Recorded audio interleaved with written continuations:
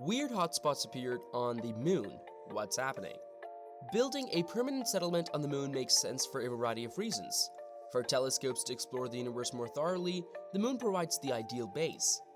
Missions to Mars and other planets may launch from here with ease, and for some it serves as their dream vacation spot. But where would we dwell, and how could we endure the harsh conditions of the moon? The expense, risk, and technological difficulties associated in sending people to the moon are enormous. Since the Apollo missions, space organizations have concentrated on developing less expensive and safer robotic explorers. These rovers and orbiters have learned a great deal about the interaction between the moon and Earth. But we need a moon base if we wish to explore the depths of the moon's secrets and the rest of the solar system and the broader universe. Meanwhile, researchers have discovered something that can serve as a lunar base. So, let's check out the weird hotspots that appeared on the moon. A NASA-funded team of researchers discovered a lunar pit on the moon that is always a comfortable 63 degrees Fahrenheit, suggesting it would be the ideal location for future humans to set up a moon base. NASA intends to send people back to the moon as early as 2025 with the intention of establishing a permanent presence there. As a result, it is hoped that astronauts will have enough time to carry out the necessary research for sending humans to Mars and other planets in the future. The moon is not a friendly environment for humans. Therefore, finding a secure spot to establish a lunar base is crucial to NASA's exploration objectives. Astronauts will be exposed to around 200 times as much radiation as humans on Earth, since the moon doesn't have an atmosphere or magnetic field. Because the moon doesn't have an atmosphere, meteorite impacts there are much more powerful and swifter than on Earth, making space rocks and impact debris another danger. The day-night cycle on the moon lasts about 30 days, so astronauts will also have to get acclimated to 15 days straight of light and darkness. Additionally, they will have to contend with the moon's intense heat, which can vary from a freezing negative 280 degrees Fahrenheit at night to a scorching 260 degrees Fahrenheit during the day. The problem of accommodation for astronauts may be solved by lava tubes, underground passageways formed more than 2 billion years ago when the moon was volcanically active. Since 2009, astronomers have found 16 pits on the surface of the moon that they think were created when a lunar lava tube's ceiling collapsed. Further explorers could be able to construct a moon base within the cave by entering a tube through a lunar pit.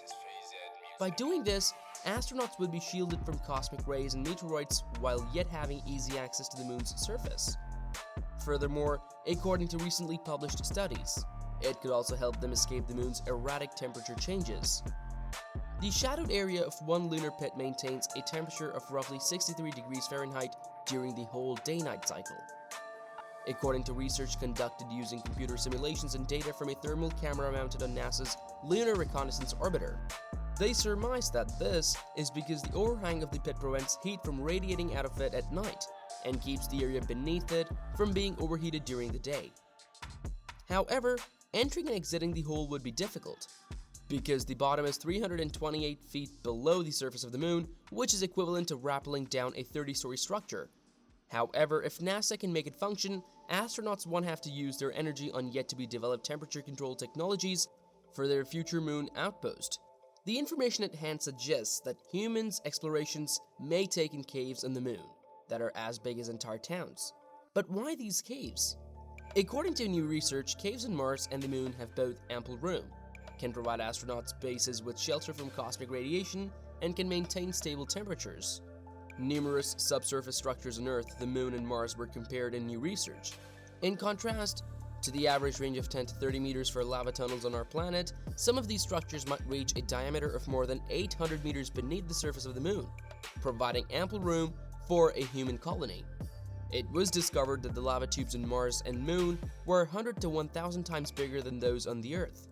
The climate and gravity on Mars and the Moon are very different, which has an impact on the size and stability of the caves.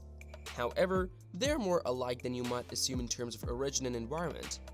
Lava tubes can form when a lava stream's surface cools and hardens, forming a tunnel through which molten lava flows, or when lava breaks through the Earth.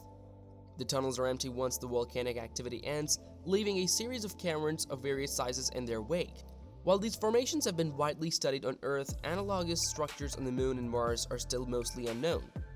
Digital scans of lava tubes in Australia, Iceland, Hawaii, and Canary Islands of Spain were compared to those of Moon to get a basic idea for future planning.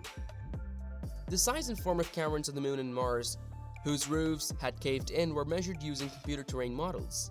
They compared the size of our satellite neighbors with those of comparable volcanic tunnels on Earth by combining satellite photos and altimetry data. The whole center of a medium-sized city may fit inside the sizable lava tunnels on Mars and the Moon. Their volume on the Moon can approach 1 billion cubic meters and can have a circumference of up to 1 kilometer, which is comparable to Central Park in New York.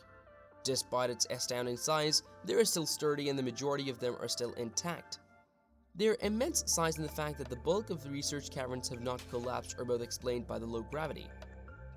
The study also shows that the Moon probably has a lot of spaces underneath its surface. The Moon is a fantastic target for subsurface investigation. Lava tubes appear to be smaller on Mars, where gravity is around 1/3 that of Earth, even though they're still larger, and they experience more collapses. But there could still be viable shelters for us on the red planet. Building a safe place to live is one of the main obstacles to establishing colonists on the other worlds.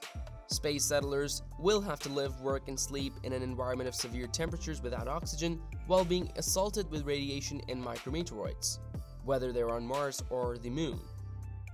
The interior of lava tubes might be used to create secure dwellings. Like on Earth, the cave's interior temperatures seldom change from day to night, and their roofs protect occupants from dangerous cosmic and solar radiation as well as the effects of tiny meteorites striking the surface.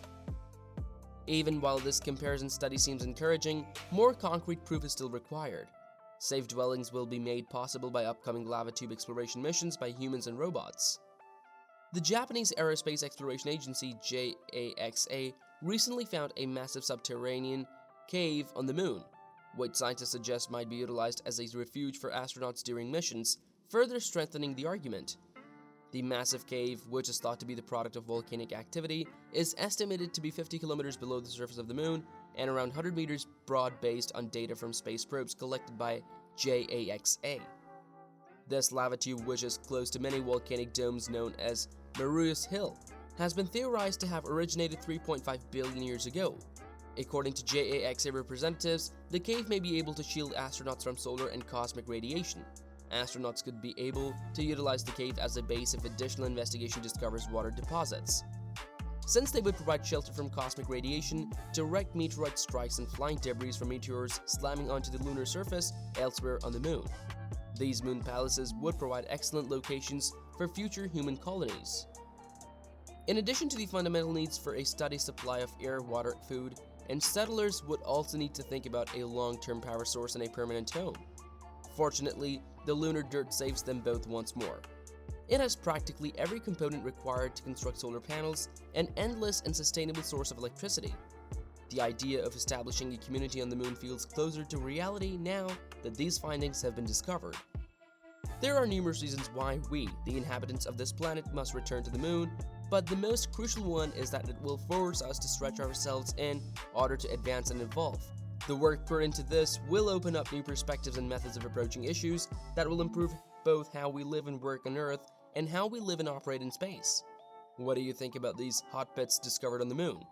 Will they actually be helpful to us, or will they merely pass into history?